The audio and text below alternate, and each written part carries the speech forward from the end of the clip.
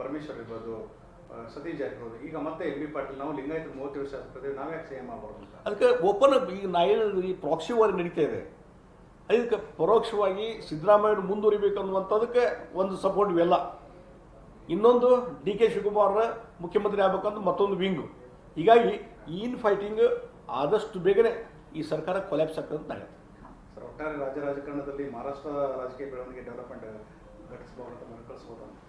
ಅಲ್ಲ ನೋಡಿ, ಅದನ್ನು ನಾ ಹಿಂದೂ ಹೇಳೀನಿ, ಯಾರು ಬೇಕಾದರೂ ಅಜಿತ್ ಪವಾರ್ ಆಗ್ಬೋದು, ಯಾರು ಬೇಕಾದರೂ ಏಕನಾಥ್ ಶಿಂದೆ ಆಗ್ಬೋದು. ಆದರೆ ಅದು ಯಾವಾಗ ಏನಾಗ್ತದೆ ಗೊತ್ತಿಲ್ಲ, ಅಥವಾ ಅವರೊಳಗೆ ಇನ್ ಫೈಟಿಂಗ್ ಜೋರಾಗಿ ಸರ್ಕಾರ ಯಾವುದೇ ಟೈಮ್ನಲ್ಲಿ ಕೊಲ್ಯಾಪ್ಸ್ ಆಗ್ಬೋದು ಅಂತ ಹೇಳ್ತೇನೆ. ಸದನದಲ್ಲಿ ಚರ್ಚೆ ಆಯಿತು. ಸ್ವತಃ ಸಿಡಿ ಪ್ರಕರಣ ಆಡಳಿತದ ಪಕ್ಷ ನಾಯಕರ ಮಾಡ್ತಿರೋದ್ರ ಬಗ್ಗೆ ಗಂಭೀರ ಆರೋಪ ಇದೆ.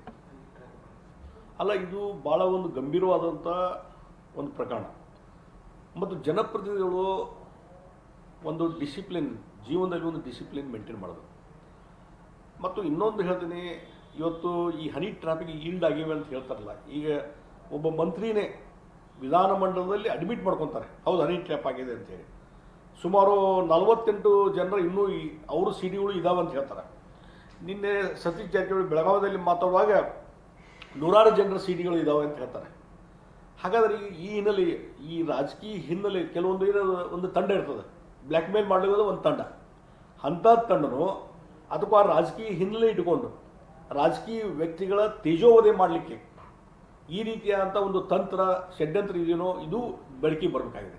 ಅದಕ್ಕಾಗಿ ಇದನ್ನು ನಿಜವಾಗಿ ತಕ್ಷಣವೇ ಸಿದ್ದರಾಮಯ್ಯನವರು ತಕ್ಷಣವೇ ಒಂದು ಸೀರಿಯಸ್ ಆದಂಥ ಇನ್ವೆಸ್ಟಿಗೇಷನ್, ನ್ಯಾಯಾಂಗ ತನಿಖೆಗೆ ಆರ್ಡರ್ ಮಾಡ್ಬೋದಾಗಿತ್ತು. ಆದರೆ ನಾ ಇವತ್ತು ಒತ್ತಾಯ ಮಾಡ್ತೀನಿ, ಇದೆಲ್ಲ ಇನ್ವೆಸ್ಟಿಗೇಷನ್ನು ಒಂದು ರೀತಿ ಎಲ್ಲ ಮಗ್ಗಲುಗಳಲ್ಲಿ ಇನ್ವೆಸ್ಟಿಗೇಷನ್ ಆಗಬೇಕಾಗ್ತದೆ. ಅದಕ್ಕಾಗಿ ಇದು CBI ಮುಖಾಂತರ ಮಾಡಿದರೆ ಭಾಳ ಒಳಿತು ಅನ್ನುವಂಥದ್ದು ಹೇಳ್ತೀನಿ. ಮತ್ತು ಕೇವಲ ಹನಿ ಟ್ರ್ಯಾಪು ತಂಡ ಅವ್ರದಷ್ಟೇ ಪಾತ್ರ ಇರೋದಿಲ್ಲ, ಇದರ ಹಿನ್ನೆಲೆಯಲ್ಲಿ ಈ ಬೇರೆ ಬೇರೆ ಪಾತ್ರಧಾರಿಗಳು ಇರ್ತಾರೆ, ಅವರ ಹೆಸರುಗಳು ಹೊರಗೆ ಬರಬೇಕಾಗಿದೆ. ಈಗ ಒಂದು ಇತ್ತೀಚೆಗೆ ಆಡಬೇಕು, ಒಂದು ರೀತಿ ಇದಕ್ಕೆ ಇತ್ತೀಚೆಗೆ ಆಡಬೇಕು. ಇಲ್ಲಂದರೆ ಸಾರ್ವಜನಿಕ ರಂಗದಲ್ಲಿ ಇದ್ದಂಥವ್ರಿಗೆ ಸಾರ್ವಜನಿಕರು ಹಗುರವಾಗಿ ಮಾತಾಡುವಂಥದ್ದು ಸಹಜವಾಗಿದೆ. ಈಗ ಒಂದು ಇತ್ತೀಚೆಗೆ ಹಾಡೋದಾದರೆ ಇದರ ಹಿಂದೆ ಇರುವಂಥ ತಂಡ ಯಾರ್ದು, ಇದರ ನಿರ್ದೇಶನ ಮಾಡುವಂಥವ್ರು ಯಾರು, ಪ್ರೊಡ್ಯೂಸರ್ ಮಾಡೋರು ಯಾರು, ಇದೆಲ್ಲ ಹೊರಗೆ ಬರಬೇಕು. ಆವಾಗ ಮಾತ್ರ, ಮತ್ತು ಅವ್ರಿಗೆ ಕಠಿಣ ಶಿಕ್ಷೆ ಕೊಡಬೇಕು. ಅಂದಾಗ ಮಾತ್ರ ಈ ರೀತಿಯಾದಂಥ ಹನಿ ಟ್ರ್ಯಾಪ್ ಒಂದು ದಂಧೆ ನಿಲ್ಲಲಿಕ್ಕೆ ಸಾಧ್ಯತೆ ಅಂತ ನಾನು ಹೇಳ್ತೀನಿ. ಸರ್, ಈಗ ಡಿ ಕೆ ಶಿವಕುಮಾರ್ನೇ ಟಾರ್ಗೆಟ್ ಮಾಡ್ಕೊಂಡು ಮಾತಾಡ್ತಾರೆ ಎಲ್ಲ ಸಚಿವರು. ಅಲ್ಲ, ಅವರು ಟಾರ್ಗೆಟ್ ಮಾಡಿದ್ರೆ ಓಪನ್ ಆಗಿ ಹೇಳಿಬಿಡ್ಲಿ. ಅವರು ಸುಮ್ಮನೆ ಪರೋಕ್ಷವಾಗಿ ಅವರ ಹೆಸರನ್ನ ಹೇಳಲಾರ್ದೇ ಅವ್ರು ಟಾರ್ಗೆಟ್ ಮಾಡುವಂಥದ್ದು ನಡೀತದೆ. ಇದ್ದರೂ ಇರ್ಬೋದು, ಇರದೇ ಇರ್ಬೋದು. ಆದರೆ ಇವತ್ತು ಮಿನಿಸ್ಟರ್ಸ್ ಯಾರು ಇದಕ್ಕೆ ಸಫರ್ ಆಗಿದ್ದಾರೆ ಹನಿ ಟ್ರ್ಯಾಪಿಗೆ, ಅವ್ರು ಓಪನ್ ಆಗಿ ಬಂದು ಹೇಳಿಬಿಡ್ಲಿ, ಇಂಥವ್ರು ಇದ್ದಾರೆ ಅಂತ ಹೇಳಿಬಿಡ್ಲಿ. ಆವಾಗ ಗೊತ್ತಾಗ್ತದೆ ಯಾರು ಏನಾದ್ರು ನಿಯೋಜಿಸ್ತೀವಿ ಅಂತ ಹೇಳಿ.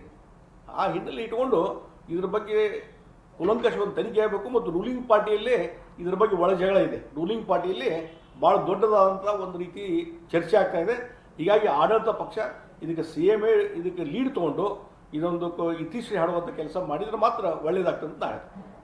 ಡಿ ಕೆ ಶಿವಕುಮಾರ್ 57 ಶಾಸಕರು BJPಗೆ ಬರ್ತಾರೆ ಕರ್ಕೊಂಡು ಅನ್ನೋದು ಎಲ್ಲಿ ನಮ್ಮ ಪಕ್ಷದ ವೇದಿಕೆಯಲ್ಲಿ ಮತ್ತೊಂದು ಕಡೆ ಎಲ್ಲಿನೂ ಇದು ಚರ್ಚೆ ಆಗಿಲ್ಲ. ಹೀಗಾಗಿ ಅದ್ರ ಬಗ್ಗೆ ನನಗೇನು ಹೆಚ್ಚಿನ ಮಾಹಿತಿ ಇಲ್ಲ. ಆದರೆ ಅಲ್ಲಿ ನಡೀತಕ್ಕಂಥ ರಾಜಕೀಯ ಸ್ಥಿತ್ಯಂತರಗಳನ್ನು ನೋಡಿದರೆ ಸಿದ್ದರಾಮಯ್ಯರು ಅಧಿಕಾರ ಬಿಡಲಿಕ್ಕೆ ತಯಾರಿಲ್ಲ. ಡಿ ಕೆ ಶಿವಕುಮಾರು ನಾ ಅಧಿಕಾರ ತೆಗೆದುಕೊಳ್ಬೇಕು, ಮುಖ್ಯಮಂತ್ರಿ ಆಗಬೇಕು ಅನ್ನುವಂಥ ಹಠ ಇದೆ. ಆ ಹಿನ್ನೆಲೆಯಲ್ಲಿ ಇನ್ ಫೈಟಿಂಗ್, ನಾ ಹಿಂದೆ ಹೇಳಿದೆ ಹಲವಾರು ಬಾರಿ, ಪ್ರಾಕ್ಸಿ ವಾರ್ ನಡೀತಾ ಇದೆ. ಬೇರೆಯವರ ಮುಖಾಂತರ ಹೇಳಿಕೆಗಳನ್ನು ಕೊಡಿಸುವಂಥದ್ದು, ತಮ್ಮ ಕ್ಲೇಮನ್ನು ದೃಢಪಡಿಸುವಂಥದ್ದು ಕೆಲಸ ಇವತ್ತು ಇಬ್ಬರು ಕಡೆಯಿಂದ ನಡೀತಾ ಇದೆ. ಇವರು ಮುಖ್ಯಮಂತ್ರಿ ಮುಂದುವರಿಸಬೇಕು. ಒಬ್ಬರು ಯಾರು ಸಚಿವರು ಹೇಳ್ಯಾರ, ಇನ್ನೂ 3 ಬಜೆಟ್ಗಳನ್ನು ಸಿದ್ದರಾಮಯ್ಯವರು ಮಂಡನೆ ಮಾಡ್ತಾರೆ. ಇನ್ನೊಬ್ಬರು ಶಾಸಕರು ಹೇಳ್ತಾರೆ ಕಾಂಗ್ರೆಸ್ಸವರು, ಆದಷ್ಟು ಬೇಗನೆ ಡಿ ಕೆ ಶಿವಕುಮಾರ್ ಮುಖ್ಯಮಂತ್ರಿ ಆಗ್ತಾರೆ. ಇಲ್ಲಿ ಸಿದ್ದರಾಮಯ್ಯವರು ಬಾಯಿ ಬಿಡ್ತಾ ಇಲ್ಲ ಮತ್ತು ಡಿ ಕೆ ಶಿವಕುಮಾರ್ ಬಾಯಿ ಬಿಡ್ತಾ ಇಲ್ಲ ನಾನೇ ಮುಖ್ಯಮಂತ್ರಿ ಅಂತ ಎಂದೂ ಹೇಳಕ್ಕೆ ಹೋಗಿಲ್ಲ. ಆದರೆ ಪ್ರಾಕ್ಸಿ ವಾರ್, ಪರೋಕ್ಷವಾದಂಥ ಒಂದು ಯುದ್ಧ ಪ್ರಾರಂಭ ಆಗಿದೆ. ಅದು ಯಾವುದೇ ಹಂತಕ್ಕೂ ಹೋಗ್ಬೋದು ಮತ್ತು ಈ ಸರ್ಕಾರ ಕೊಲ್ಯಾಪ್ಸ್ ಆಗಲಿಕ್ಕೂ ಸಾಧ್ಯತೆ ಅಂತ ಹೇಳ್ತೇನೆ. ಸರ್, ಈ CD ಪ್ರಕರಣವನ್ನು ಸರ್ ಡೈವರ್ಟ್ ಮಾಡಲಿಕ್ಕೆ ರಾಜನ್ ಅಂತವ್ರಿಗೆ ಪ್ರಚೋದನೆ ಕೊಡ್ತಾ ಇದ್ದಾರೆ ಹಿಂದ್ಗಡೆ CM. ನೋಡಿ, ನಾವೊಂದು ಹೇಳ್ತೀನಿ, ಇಲ್ಲಿ ಒಟ್ಟು ಇನ್ ಫೈಟಿಂಗ್ ನಡೆದಿದೆ, ಸರ್ಕಾರ ವ್ಯವಸ್ಥೆ ಸರಿ ಇಲ್ಲ. ಇದರಿಂದ ತೊಂದರೆ ಆಗ್ತಾ ಇರೋದು ಜನಸಾಮಾನ್ಯರಿಗೆ. ಯಾವುದೇ ಡೆವಲಪ್ಮೆಂಟ್ ಕೆಲಸ ಆಗ್ತಾ ಇಲ್ಲ. ಲಾ ಆ್ಯಂಡ್ ಆರ್ಡರ್ ಪರಿಸ್ಥಿತಿ ಭಾಳ ಹದಗೆಟ್ಟು ಹೋಗಿದೆ. ಆರ್ಥಿಕ ಸ್ಥಿತಿ ಭಾಳ ಹದಗೆಟ್ಟು ಹೋಗಿದೆ. ಬೆಳಗಿನ ಸಾಯಂಕಾಲ ನಿಮ್ಮ CD ಡಿಸ್ಕಷನ್ ಮಾಡಬೇಕು.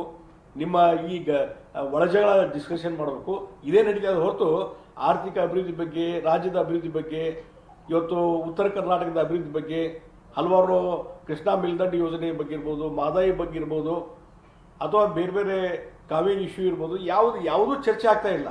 ಯಾವುದೇ ಡೆವಲಪ್ಮೆಂಟ್ ಪ್ರೋ ಮತ್ತು ಈಗ ಲ್ಯಾಂಡ್ ಎಕ್ವಿಷನ್ ನೋಡಿ, ಈಗ ರಸ್ತೆಗಳ ನಿರ್ಮಾಣ ಕೇಂದ್ರ ಸರ್ಕಾರ ಸಾಕಷ್ಟು ಹಣ ಕೊಡ್ತಾ ಇದೆ, ಭೂ ಸ್ವಾಧೀನ ಮಾಡಲಿಕ್ಕೂ ಇವ್ರಿಗೆ ಆಗ್ತಾ ಇಲ್ಲ. ಈ ರೀತಿ ನಿಂತ ನೀರು ಅಡ್ಮಿನಿಸ್ಟ್ರೇಷನ್ ಕೊಲ್ಯಾಪ್ಸ್ ಆಗಿದೆ. ಸಿದ್ದರಾಮಯ್ಯ ಅವ್ರ ಕಂಟ್ರೋಲಲ್ಲಿ ಅಡ್ಮಿನಿಸ್ಟ್ರೇಷನ್ ಇಲ್ಲ. ಇದರಿಂದ ಮಿತಿಮೀರಿಯಾದಂಥ ಕರಪ್ಷನ್ ಜಾಸ್ತಿ ಆಗಿದೆ. ಅಧಿಕಾರಿಗಳವರಿಗೆ ಹೇಳೋರು ಕೇಳೋರು ಯಾರೂ ಇಲ್ಲಂತ ಪರಿಸ್ಥಿತಿ ನಿರ್ಮಾಣ ಆಗಿದೆ. ಇದು ಕಾರಣ ಇನ್ನು ಫೈಟಿಂಗ್ ಮತ್ತು ಗ್ಯಾರಂಟಿ ಸಲುವಾಗಿ ಹಣ ಕೊಡ್ತಾ ಇರೋದು. ಹೀಗಾಗಿ ಇವತ್ತು ಯಾವುದೇ ಡೆವಲಪ್ಮೆಂಟ್ ವರ್ಕ್ ಇಲ್ಲದೇ ಕರ್ನಾಟಕ ರಾಜ್ಯ ಭಾಳಷ್ಟು ವರ್ಷ ಹಿಂದೆ ಹೋಗ್ತಾ ಇದೆ.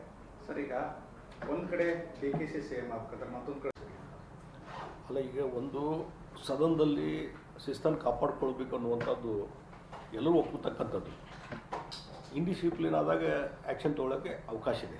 ಆದರೆ ಈ ಪ್ರತಿಭಟನೆ ಅನ್ನುವಂಥದ್ದು ಆ ಹಿನ್ನೆಲೆಯಲ್ಲಿ ಇವತ್ತು ಸ್ಪೀಕರ್ ಅವರು ಈ ರೀತಿಯಾದಂಥ ಅಮಾನತುಗೊಳಿಸುವಂಥ ಕೆಲಸ, ಒಂದು ಶಾಂತ ರೀತಿಯಿಂದ ಪ್ರತಿಭಟನೆ, ಹಿಂದೆಲ್ಲ ಸಾಕಷ್ಟು ನಾನು ಸ್ಪೀಕರ್ ಆಗಿ ಕೆಲಸ ಮಾಡಿದ್ದೇನೆ ಮತ್ತು ಅಪೋಸಿಷನ್ ಲೀಡರ್ ಆಗಿ ಕೆಲಸ ಮಾಡಿದ್ದೇನೆ. ಸಾಕಷ್ಟು ನಾವು ಪ್ರತಿಭಟನೆ ಮಾಡಿದ್ದೇವೆ, ಪ್ರೊಟೆಸ್ಟು ಮಾಡಿದ್ದೇವೆ. ಮತ್ತು ಇದು ನಮ್ಮ ಪ್ರೊಟೆಸ್ಟು ಸರ್ಕಾರದ ವಿರುದ್ಧ ಇರುವಂಥದ್ದು. ಸರ್ಕಾರ ಮೊಂಡುತನ ಮಾಡಿದಾಗ, ಒಂದು ರೀತಿ ಹಠಮಾರಿತನ ಮಾಡಿದಾಗ, ಬಂಡುತನ ತೋರಿಸಿದಾಗ ಈ ರೀತಿಯಾದಂಥ ಪ್ರೊಟೆಸ್ಟು ಅನಿವಾರ್ಯ. ಹೀಗಾಗಿ ನಮ್ಮ ಭಾರತೀಯ ಜನತಾ ಪಾರ್ಟಿ ಶಾಸಕರು ಮಾಡಿದ್ದಾರೆ. ಅದಕ್ಕೆ ಇವತ್ತೇನಾದರೂ ಒಂದು ವಾರ್ನಿಂಗ್ ಕೊಡ್ಬೋದಾಗಿತ್ತು, ಅಥವಾ ಸದನದ ಚೇಂಬರಲ್ಲಿ ಕರೆದು ಬುದ್ಧಿ ಹೇಳಬೇಕಾಗಿತ್ತು. ಅದು ಮಾಡಲಾರ್ದೇ ಇವತ್ತು ಅವ್ರನ್ನ 6 ತಿಂಗಳ ಕಾಲ ಸಸ್ಪೆಂಡ್ ಮಾಡಿದ್ದು ಬಹುಶಃ ಇದು ಅತ್ಯಂತ ಖಂಡನೀಯ ಅಂತ ಹೇಳ್ತೀನಿ. ಈ ರೀತಿಯಾದಂಥ ಘಟನೆ ಯಾವಾಗ ಇಲ್ಲ. ಹಿಂದೆ ವಿಧಾನ ಪರಿಷತ್ನಲ್ಲಿ ಭೋಜೇಗೌಡರು ಅನ್ನೋಂಥವರು ವಿಧಾನ ಪರಿಷತ್ತಿನ ಸಭಾಪತಿಗಳಾಗಿ ಕೆಲಸ ಮಾಡ್ತಿದ್ರು. ಆ ಸಂದರ್ಭದಲ್ಲಿ ಅಮಾನತ್ತಾಗಿ ಅವ್ರ ಕುರ್ಚಿಯಿಂದ ಎಬ್ಬಿಸ್ಕೊಂಡು, ಅವರು ಹೇಳುವುದಿಲ್ಲ ಅಂತಂದರೂ ಅಮಾನತವಾಗಿ ಎತ್ಕೊಂಡು ಹೋಗಿ ತೆಳಗೆ ಇಳಿಸಿ ಅವ್ರಿಗೆ ಭಾಳ ಒಂದು ದೈಹಿಕವಾದಂಥ ಹಿಂಸೆಯನ್ನು ಮಾಡುವಂಥ ಕೆಲಸ ಅವತ್ತು ಇದೇ ಕಾಂಗ್ರೆಸ್ನವ್ರು ಮಾಡಿದ್ರು. ಮುಂದೆ ಬಹುಶಃ ಒಂದಕ್ಕೊಂದು ಪೂರಕ ಅಂತ ಅನ್ಬೋದು, ಮುಂದೆ ಕೆಲವೇ ದಿವಸಗಳಲ್ಲಿ ಅವತ್ತು ಹಾರ್ಟ್ ಅಟ್ಯಾಕ್ ಆಗಿ ತೀರ್ಕೊಂಡು ಹೋದರು ಅವರು ಭೋಜೇಗೌಡರು. ಅಂದರೆ ಈ ರೀತಿಯ ಅಪಮಾನ ಮಾಡುವಂಥ ಕೆಲಸ ಕಾಂಗ್ರೆಸ್ ಪಾರ್ಟಿ. ಹಿಂದೆ ಸಿದ್ದರಾಮಯ್ಯನವರು ಈಗ ವಿಧಾನಮಂಡಲ ಎಂಟ್ರಿ ಆಗುವಂಥದ್ದೇನು ಬಾಗಿಲಿರ್ತವೆ, ಅದಕ್ಕೆ ಒದ್ದು ಕಲ ತೆಗಿತೀವಿಲ್ಲ ಅಂತ ಹೇಳಿ ಒಂದು ದೊಡ್ಡ ರೀತಿಯಿಂದ ಗುಂಡಾಗಿರಿ ಮಾಡುವಂಥ ಕೆಲಸ ಮಾಡಿದರು. ಅವಾಗೇನಾದರೂ ಅವ್ರನ್ನ ಸಸ್ಪೆಂಡ್ ಮಾಡಿದರು. ಆದರೆ ಈಗ ಒಂದು ಮೆದುವಾಗಿ ಒಂದಿಷ್ಟು ಪ್ರತಿಭಟನೆ ಮಾಡಿದಾಗ, ಮತ್ತು ಈಗ ಕಾಗದ ಪತ್ರಗಳು ಹರಿದು ಹಾಕುವಂಥದ್ದು ಮತ್ತೊಂದು ಇದೊಂದು ಪ್ರೊಟೆಸ್ಟ್ ಒಂದು ಇದಾಗಿಬಿಟ್ಟಿದೆ, ಒಂದು ಅಂಗಾಗಿಬಿಟ್ಟಿದೆ. ಅದನ್ನು ಬಿಟ್ಟರೆ ಏನಾದರೂ ಸ್ಪೀಕರ್ ಮೇಲೆ ಹೋಗಿದ್ದು, ಸ್ಪೀಕರ್ ಪೀಠಕ್ಕೆ ಏನಾದರೂ ಹೋಗಿದ್ರು, ಅಥವಾ ದೈಹಿಕವಾಗಿ ಹಿಂಸೆ ಮಾಡಲಿಕ್ಕೆ ಹೋಗಿದ್ರೆ ಅವಾಗ ಈ ರೀತಿ ಕಠಿಣವಾದಂಥ ಕ್ರಮವನ್ನು ಕೈಗೊಳ್ಳಲಿಕ್ಕೆ ಸ್ಪೀಕರ್ ಮಾಡ್ಬೋದಾಗಿತ್ತು. ಅದನ್ನು ಬಿಟ್ಟು ಯಾರ ಮಾತು ಕೇಳ್ಕೊಂಡ್ರು ಏನೂ ಗೊತ್ತಿಲ್ಲ, 6 ತಿಂಗಳವರೆಗೆ ಸಸ್ಪೆಂಡ್ ಮಾಡುವಂಥ ಕೆಲಸ ಬಹುಶಃ ಹಿಸ್ಟ್ರಿಯಲ್ಲಿ ನಾನು ನೋಡಿಲ್ಲ. ಆ ರೀತಿಯಾದಂಥದ್ದು ಇದು ಭಾಳ ಒಂದು ಒಳ್ಳೆಯ ರೀತಿಯಾದಂಥ ಒಂದು ವಾತಾವರಣ ಸೃಷ್ಟಿಯಾಗೋದಲ್ಲ. ಹೀಗಾಗಿ ಸ್ಪೀಕರು ಇದನ್ನು ಈಗ ಅವರು ಅರ್ಜಿ ಕೊಟ್ಟರೆ ಮತ್ತೆ ಮರುಪರಿಶೀಲನೆ ಮಾಡ್ತೀನಿ ಅನ್ನುವಂಥದ್ದು ಬೇಡ. ನೀವೇ ವಾಲಂಟ್ರಿ, ನಿಮ್ಮ ಅಧಿಕಾರಿ ಇದೆ, ವಾಲಂಟ್ರಿ ಅದನ್ನು ಸಸ್ಪೆನ್ಷನ್ ಏನು ಮಾಡಿರಲ್ಲ ಅದು ರದ್ದು ಮಾಡಿರಿ. ಯಾಕಂದ್ರೆ ಎಷ್ಟು ಸೀರಿಯಸ್ನೆಸ್ ಅಂದರೆ 6 ತಿಂಗಳ ನೀವು ವಿಧಾನಮಂಡಲ ಕ್ಯಾಂಪಸ್ನಲ್ಲಿ ಬರಬಾರ್ದು, ಯಾವುದೇ ಕಮಿಟಿ ಮೀಟಿಂಗ್ ಅಟೆಂಡ್ ಮಾಡ್ಬಾರ್ದು, ನಿಮಗೆ ಯಾವುದೇ ಭತ್ಯೆ ಕೊಡೋದಿಲ್ಲ. ಈ ರೀತಿ 108 ಕಂಡೀಷನ್ ಹಾಕಿದ್ದು ಬಹುಶಃ ನನ್ನ ಲೈಫಲ್ಲಿ, ನಾನು ರಾಜಕೀಯ ಲೈಫ್ನಲ್ಲಿ ನೋಡಿಲ್ಲ. ಹೀಗಾಗಿ ಈ ರೀತಿಯಾದಂಥ ನಡವಳಿಕೆ ಮಾನ್ಯ ಸ್ಪೀಕರ್ ಅವ್ರದ್ದು ಸರಿಯಲ್ಲ. ಅದಕ್ಕಾಗಿ ಇದನ್ನು ತಕ್ಷಣವೇ ಅವರೇ ಕರೆಕ್ಷನ್ ಮಾಡಿಕೊಂಡು ಇಮಿಡಿಯೇಟ್ಲಿ ಆ ಸಸ್ಪೆನ್ಷನ್ ವಿಡ್ರಾ ಮಾಡಬೇಕು ಅನ್ನೋದು. ಇನ್ನು ಮಾಡ್ಬೋದಾಗಿತ್ತು, ನೀನು ವಾರ್ನಿಂಗ್ ಕೊಟ್ಟು ನೀನು 1 ದಿವಸದ ಮಟ್ಟಿಗೆ ಇದು ಮಾಡ್ಬೋದಾಗಿತ್ತು, ಸಸ್ಪೆಂಡ್ ಮಾಡ್ಬೋದಾಗಿತ್ತು. ಮಾಡ್ತಾರೆ ಒಂದೊಂದು ಹಂತಕ್ಕೆ, ಒಂದು ದಿವಸ ಸಸ್ಪೆಂಡು, ಮತ್ತು ಅದೇ ಅತಿಯಾದ ಇಂಡಿಸಿಪ್ಲಿನ್ ಆದರೆ 1 ವಾರ ಸಸ್ಪೆಂಡು, ಹೋಗಿ 6 ತಿಂಗಳು ಸಸ್ಪೆಂಡ್ ಮಾಡುವಂಥದ್ದು. ಮತ್ತು ಇನ್ನೂ ವಿಧಾನಮಂಡಲ ನೀವು ಬರಬೇಡ್ರಿ ಅನ್ನುವಂಥದ್ದು ಬೇರೆ. ಆದರೆ ಕಮಿಟಿ ಇರ್ತಾವೆ, ಸಬ್ಜೆಕ್ಟ್ ಕಮಿಟಿ ಇರ್ತಾವೆ, ಸ್ಟ್ಯಾಂಡಿಂಗ್ ಕಮಿಟಿ ಇರ್ತಾವೆ. ಯಾವುದೇ ಕಮಿಟಿ ಮೀಟಿಂಗು ಹೋಗಬಾರ್ದು ನೀವು ಅಂತ ರಿಸ್ಟ್ರಿಕ್ಷನ್ ಹಾಕೋದು ಏನೋದಲ್ಲ. ಇದು ಶಾಸಕರ ರೈಟ್ಸನ್ನು, ಹಕ್ಕನ್ನು ಕಲ್ಟೇಲ್ ಮಾಡ್ದಂಗೆ ಆಗ್ತದೆ. ಅದಕ್ಕೆ ಇದು ಡೆಮಾಕ್ರೆಟಿಕ್ ಸಿಸ್ಟಮ್ದಲ್ಲಿ, ಡೆಮಾಕ್ರೆಟಿಕ್ ವ್ಯವಸ್ಥೆಯಲ್ಲಿ ಇದು ಮತ್ತು ಸಂವಿಧಾನ ಬಾಹಿರವಾದಂಥ ನಿರ್ಧಾರವನ್ನು ಕೈಗೊಂಡಿದ್ದಾರೆ. ತಕ್ಷಣ ವಿಡ್ರಾ ಮಾಡಬೇಕು. ಮತ್ತು ಮುಖ್ಯಮಂತ್ರಿನೇ ಇದಕ್ಕೆ ಇನಿಷಿಯೇಷನ್ ಅವರ ಪ್ರಚೋದನೆ ಇಲ್ಲದೇ ಇವೆಲ್ಲ ಆಗ್ಲಿಕ್ಕೆ ಸಾಧ್ಯನೇ ಇಲ್ಲ. ಈಗ ಆಡಳಿತ ಪಕ್ಷ ಇವತ್ತು ಪ್ರತಿಪಕ್ಷವನ್ನು ಗೌರವದಿಂದ ನೋಡೋದಾದರೆ ಸಿದ್ದರಾಮಯ್ಯ ಮುಂದೆ ನಿಂತು ಇದನ್ನು ವಿಡ್ರಾ ಮಾಡಲಿಕ್ಕೆ ಹೇಳುವಂಥದ್ದು ಆಗಬೇಕು. ಅಂದಾಗ ಮಾತ್ರ ಒಂದು ಡೆಮಾಕ್ರೆಟಿಕ್ ಸಿಸ್ಟಮ್ಗೆ ಒಂದು ಗೌರವ ಬರಲಿಕ್ಕೆ ಸಾಧ್ಯ. ಇದು ಪ್ರೀ ಪ್ಲಾನ್ ಅನ್ಸಲ್ಲ ಅಂತ. ನೋಡಿರಿ, ನಾ ಹೇಳ್ದಲ್ಲ, ಇದು ಪ್ರೀ ಪ್ಲ್ಯಾನ್ಡು ಮತ್ತೊಂದು. ಆದರೆ ಸ್ಪೀಕರು ತಮ್ಮ ಸ್ವಯಂ ಆಗಿ ಆತ್ಮಕ್ಕೆ ಕೇಳ್ಕೊಂಡ್ಬಿಡ್ಲಿ ಇದನ್ನು. ಅವರಾಗೆ ಸ್ವಯಂ ನಿರ್ಧಾರ ಮಾಡಿದಂತೂ ನಾ ಅನ್ನೋದಿಲ್ಲ.